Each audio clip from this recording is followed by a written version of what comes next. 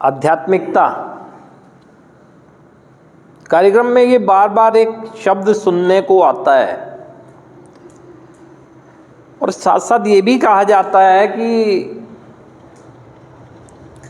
अब अगर हम नशा मुक्त जीवन जीना चाहते हैं तो हम तभी जी सकते हैं जब हम अपना आध्यात्मिक विकास करें।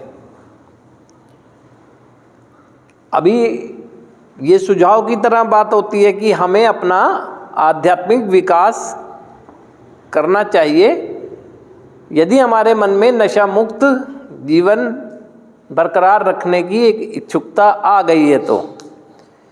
तो अब ये हम कभी सवाल करते नज़र नहीं आते हैं, इसलिए मैं ये बात कह रहा हूँ कि हमें पता होना चाहिए कि जिस चीज़ का सुझाव हमें दिया जा रहा है, जो चीज़ हमें अपने ऊपर अमल में लानी है, उसके बारे में हमें ज्ञान होना चाहिए। जैसे स्पिरिचुअल अवेकनिंग कहा जाता है, आध्यात्मिक जागृति। क्या लक्षण होता है आध्यात्मिक जागृति का?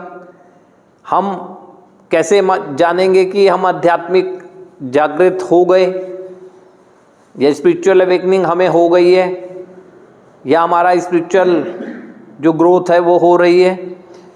जब तक हम इस शब्द का अर्थ नहीं जानेंगे तब तक हम उसे महसूस भी नहीं कर पाएंगे। अभी ये लगता होगा कि कोई ये ऐसा शब्द है कि जिसमें हमें कहा जा रहा है कोई हमें अपना ताना बाना बदलना है, हमें कोई अपना रंग रूप ऐसा बदल देना है या कोई ऐसे, है ना? ऐसा कुछ नहीं, जो हैं वैसे ही रहेंगे हम, जैसे हैं वैसे ही रहेंगे हम। आध्यात्मिकता की अगर बहुत साधारण शब्दों में मैं डेफिनेशन की बात करूं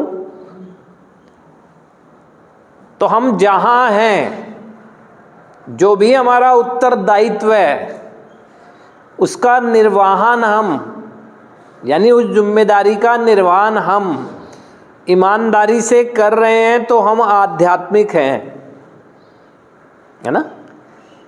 या अगर भिन्न भिन्न क्षेत्रों में देखें, जैसे कहें कि अगर एक संगीतकार संगीत की धुन ये सोच कर बना रहा है कि सुनने वालों के मन को वो धुन मधुर लगे, तो वो एक आध्यात्मिक कार्य कर रहा है।